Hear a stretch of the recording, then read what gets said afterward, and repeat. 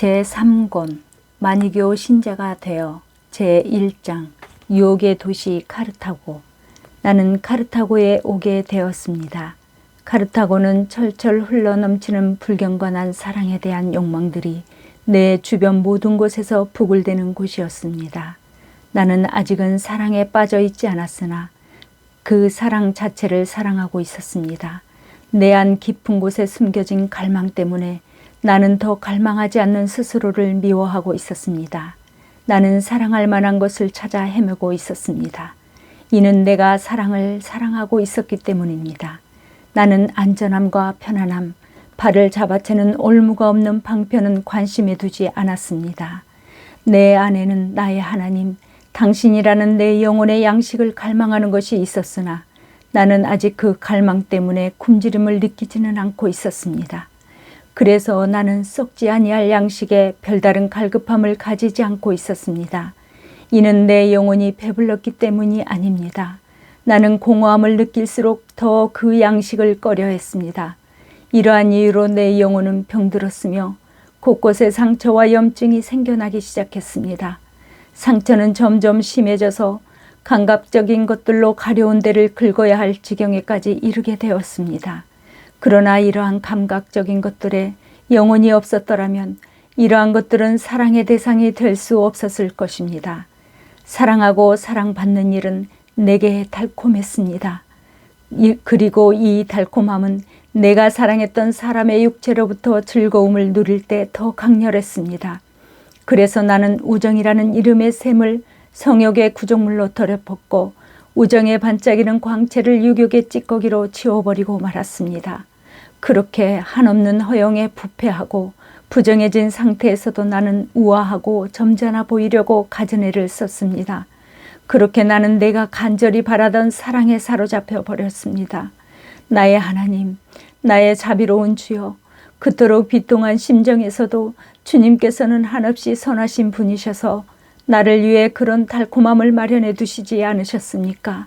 나는 사랑받고 있었으며 은밀하게 즐거움에 취해 있었으며 이런 씁쓸한 즐거움에 수반되는 질시, 의심, 두려움, 분노, 불화라는 새빨갛게 달아오른 새막대에 고통받을 지경에 놓여 있었습니다.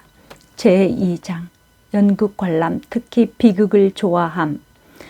연극도 나를 사로잡은 것 중 하나였습니다. 연극은 나의 비참한 지경을 보여주는 상징들로 가득 차 있었기에 나는 연극을 연료 삼아 타는 불과 같이 되었습니다. 어째서 사람은 자기 자신의 일이었다면 도저히 견딜 수 없을 정도로 지독하게 애절하고 비극적인 것들을 굳이 관람해서 슬퍼지려 하는 것입니까? 이런 자는 관객의 자리에서 연극을 보고 슬퍼지려고 하므로 이런 자가 원하는 바, 즉 기쁨은 슬픔인 것입니다. 이것은 가엾은 광기에 무엇이겠습니까? 사람이 그런 연극의 영향을 받으면 받을수록 연극이 주는 이런 감정에 더 쉽게 휩쓸리게 되기 마련입니다. 그렇지만 만약 이 사람이 직접 이런 고통을 겪게 된다면 당연히 이런 고통을 절망이라고 부른 것입니다. 만약 실제 삶에서 타인의 고통에 공감하게 된다면 그런 행동은 자비라고 부를 것입니다. 그러면 이런 꾸며낸 연극 속에서의 장면을 보고 느끼는 연민감은 무엇이라 부르겠습니까? 관객들은 극 속에 고통받는 자를 도와주기 위해 앉아있는 게 아니라 다만 감정으로만 슬퍼해 주려고 앉아있는 것일 뿐입니다. 이런 관객들이 더 슬퍼해 준다는 것은 배우에게 보내는 더 많은 찬사를 의미하는 것입니다. 그러면 만약 역사극이든 창작극이든 극 속의 인물의 비극이 관객의 마음을 움직여 눈물 짓게 하지 못한다면 관객들은 불쾌한 마음으로 자리에서 일어나 연극을 비판하며 떠날 것입니다. 그러나 반대로 이들의 마음이 움직인다면 이들은 자리에 가만히 앉아 기쁨의 눈물을 흘릴 것입니다. 그러므로 사람들은 눈물과 슬픔을 사랑하는 것입니다. 확실히 모든 사람은 기쁨을 누리기를 원합니다. 누구도 원해서 비참한 처지에 있지는 않으나 자비심을 품은 사람은 그 사실에 뿌듯해하곤 합니다. 정서가 없이는 우리가 연민하는 일도 없을 것이기에 이는 우리가 슬픔을 사랑한다는 말과도 같습니다. 우정에 있어서도 똑같은 일이 벌어지곤 합니다. 하지만 이 마음은 어디로 가는 것입니까? 대체 어디로 흘러가는 것입니까? 대간절 왜 이런 마음은 격려를 타고 부글대는 물거품처럼 타락한 욕망에 거대한 파도에 부딪히는 것입니까?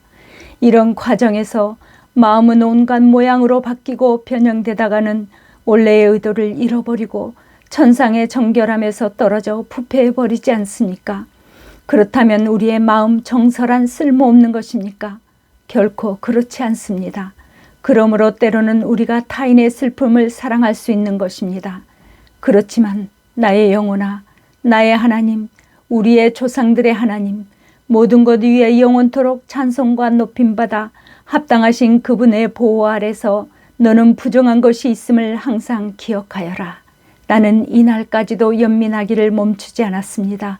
그러나 어린 시절 극장에서 나는 연인들이 타락한 방식으로 서로를 탐하는 것을 보고 즐거워했습니다. 그런 모든 광경이 고작 연극에서 꾸며낸 가짜였음에도 말입니다. 연극 속의 연인들이 서로를 잃을 때면 나는 이들을 연민하는 것처럼 이들과 함께 슬퍼했습니다. 그러나 그 안에서 나는 은밀한 기쁨을 누렸습니다.